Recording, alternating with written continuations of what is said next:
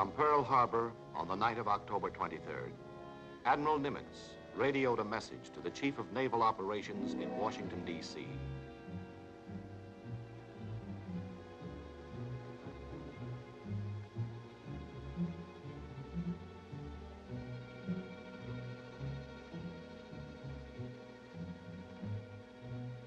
The Second Battle of the Philippines had begun.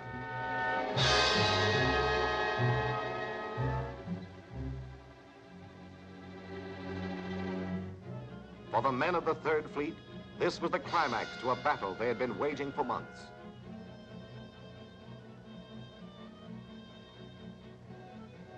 The men who were over Saipan in June, Guam in July, Palau in September, were moving west.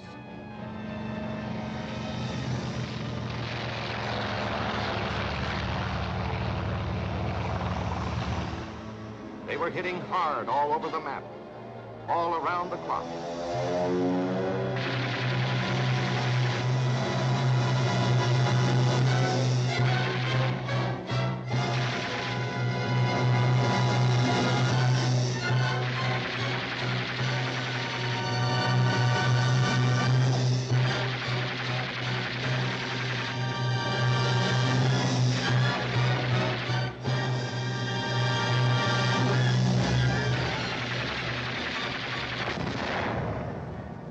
Army and Navy flyers had pounded Japanese defenses from one end to the other, but they all pointed toward one day, October 19, and one target, the Philippines. The invasion force was protected by our mighty 3rd and 7th Fleets.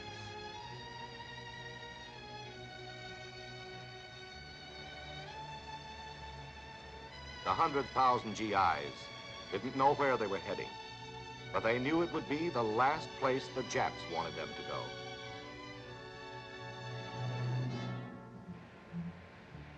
There were hundreds of islands to pick from, and the enemy couldn't watch them all. It wasn't to be Luzon, where we fought our heroic delaying action at Bataan and Corregidor. It wasn't to be Mindanao, where Philippine guerrillas have never ceased fighting. Instead, our Joint Chiefs of Staff had chosen an inconspicuous island with a name most Americans had never heard. But overnight, it would be spoken in the same breath with the Coral Sea, Midway, and Guadalcanal, Leyte. America was ready to fulfill her promise, return to the Philippines.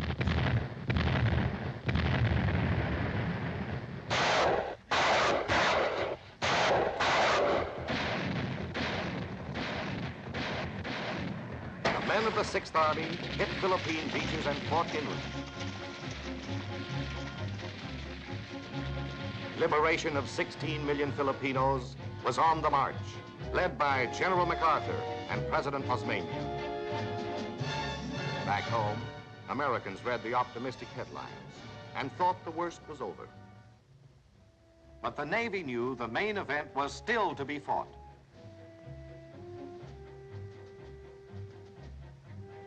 This was the day our Navy had been waiting for. But it was also the day for which the Japanese High Command had been waiting. For they knew they were sending this battle fleet against us with the odds as high in their favor as they would ever be. Their supply lines were shorter, their fleet had been resting in home waters, and could be supported by hundreds of land-based planes. 今や我が帝国の威力により警的米国海軍を彼らは我が守るべき街道にあろう我が飛行隊がもはや敵艦隊は我が内防線に侵入しつつあり万歳万歳万歳万歳頑張れ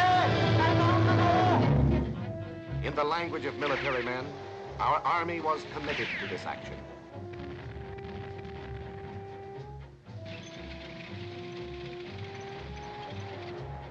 This was the fateful moment of every invasion, when a mighty army stands with one foot on land and the other in the sea. Knowing this, the Japanese were ready to unfold their master plan. a crushing pincer movement of battleships, cruisers, and destroyers will navigate the narrow approaches to the American beachhead, cutting MacArthur off from his supply lines and destroying naval support. And in addition, we have planned another surprise. Before they reached the approaches to Leyte, the Japs lost the important element of surprise. Our submarines, searching deep in enemy waters, surfaced right in the middle of the Japanese fleet, broke radio silence to flash back the report.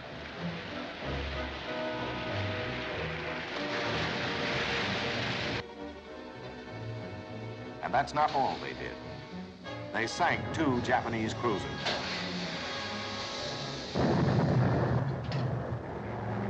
The Navy had eyes above the sea as well. We knew what was coming and where it was coming from. And our carriers lost no time dispatching a reception committee.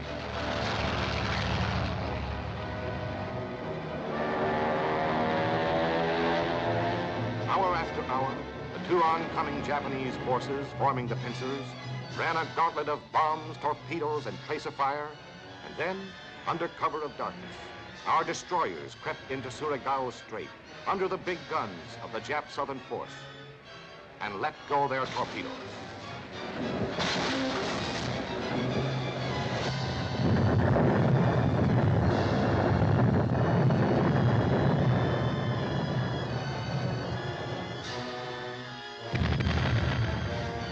The PTs were there too, with more fish. It was a rugged trip through both straits for the Emperor's invincible forces, but they fought on, determined to break through. As the jaws of the pincers kept closing, Admiral Kincaid had to make a vital decision. By 3 a.m., this southern prong of the Jap pincer was going to be too close to our beachhead for comfort.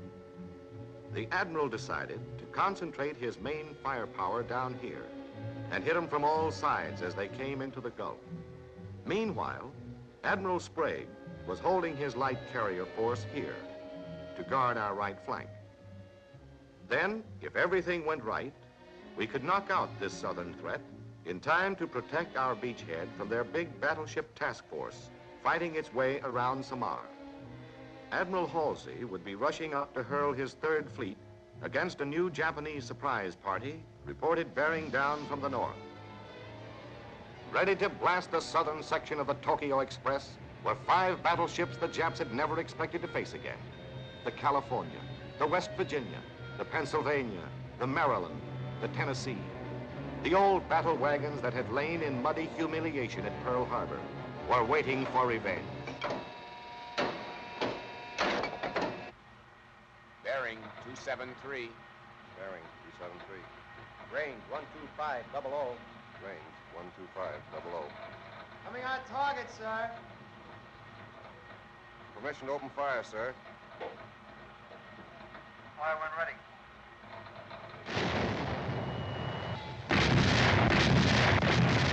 The first salvos were fired at a range of over 25,000 yards, nearly 13 miles, and scored a direct hit.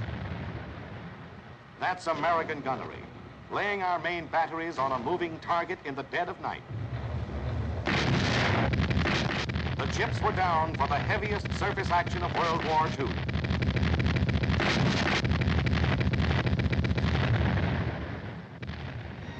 By 5 a.m., the southern enemy force turned and fled. That is, all but 10 warships, which reached the Gulf of Leyte, the bottom of the Gulf. While the lower prong of the enemy pincer was being smashed, the upper prong was closing in through San Bernardino Strait, led by Japan's newest, fastest battleships. This force had been pounded and strafed until it turned back, only to come on again in one last fanatical attempt to smash through to our beachhead.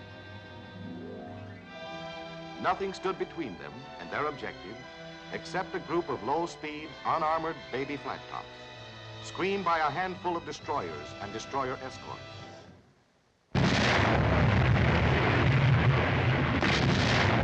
The powerful 16 and 14-inch guns of these Japanese dreadnoughts were leveled against the light batteries of our escort vessels. never outfought, but outgunned, outnumbered, outmatched, our Jeep carriers radioed for help to Admiral Halsey's Third Fleet in the north. Admiral Halsey had to make a difficult decision. Should he go to the rescue and ignore the surprise from the north? Should he hold his position and leave our small force off Samar to fight overwhelming odds? The Admiral did neither. Instead, he kept the main units of his powerful command on its course, but dispatched a carrier group to the Samar battle area.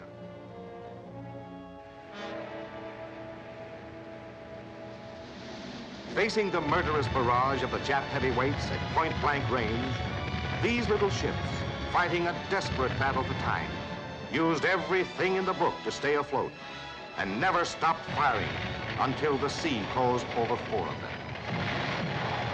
A grateful people will remember their names.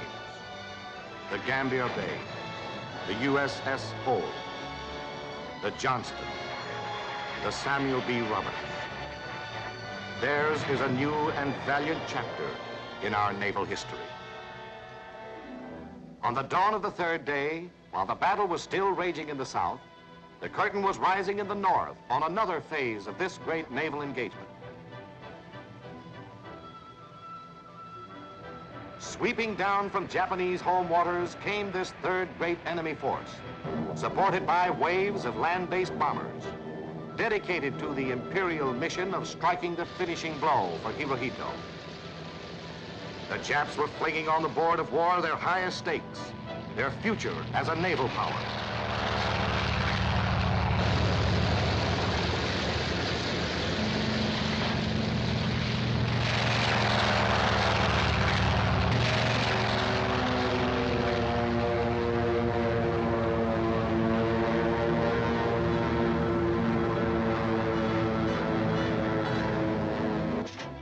And once again, our fighting men rose up to meet the enemy.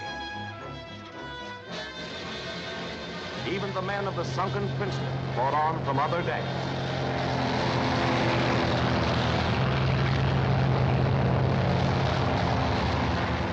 Our pilots swarmed from more carriers than the Japs had ever seen before to knock the enemy out of the sky, blast them from the sea.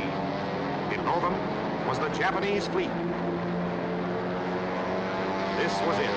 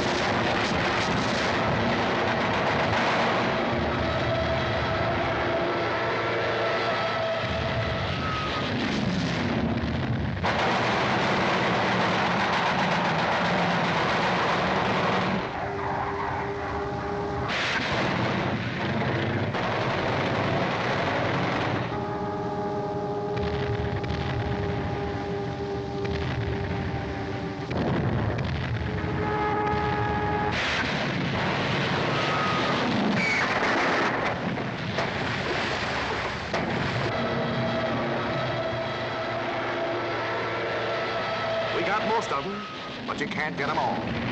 Sometimes we had to fight fire and Japs at the same time.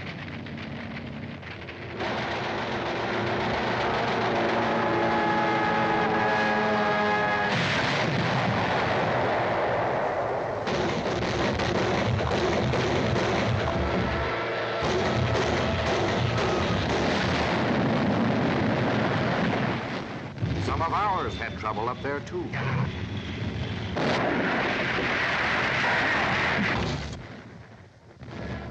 But for every one they crippled, more were taking off.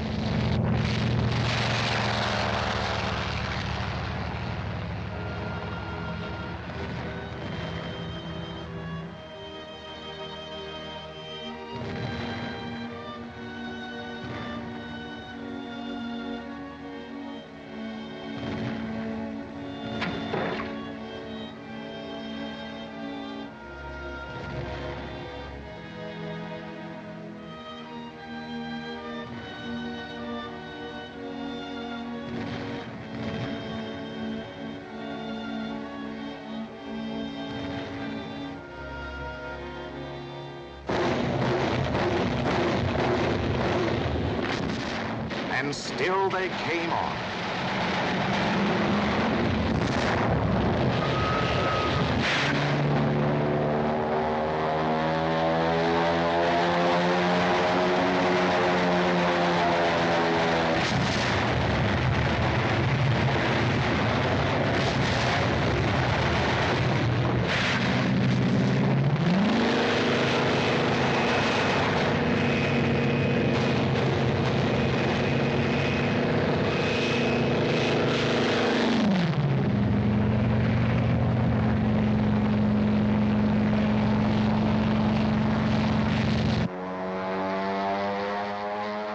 The Japs zigzagged crazily, but there was no place in the Philippine Sea this day where they could hide from the most devastating attack ever launched in the Pacific.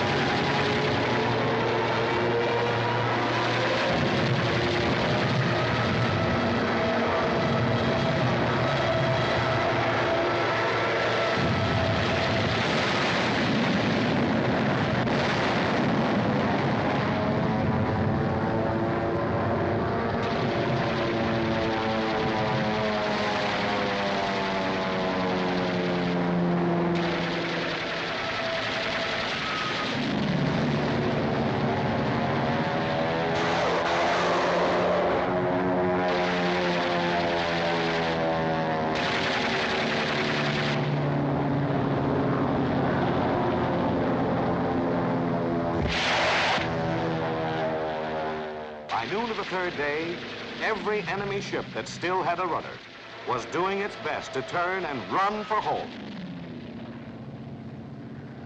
For even while thousands of Japs were being fished out of the very waters they had considered their own private sea, our fleet was hunting down the remnants of 3 Imperial forces. And as night fell on the last day of battle, this was all that would ever be seen of 24 Japanese warships and 400 enemy planes. 35 more warships were sinking or straggling home.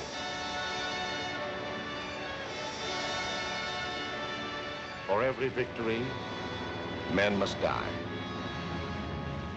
It was battle-smashed planes like these that told the story of that victory eloquently. For here in this plane, damaged beyond repair, an American airman died at his battle station. His shipmates felt it fitting that he be buried this way. For now, let him be nameless. Let him be all the sons of America who have died for our cause. Let his death make that cause all the more precious to us, the living.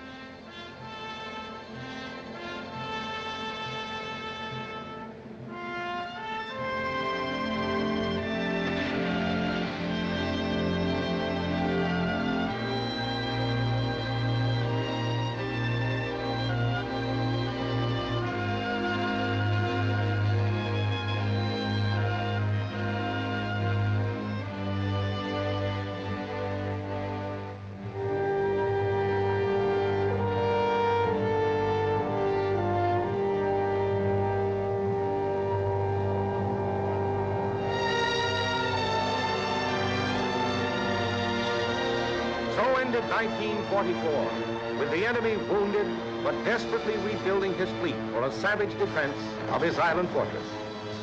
Our course is set for 1945, porting past Leyte and Mindoro, beyond the Philippines, to Japan itself, a dangerous foe that again and again must be brought to action.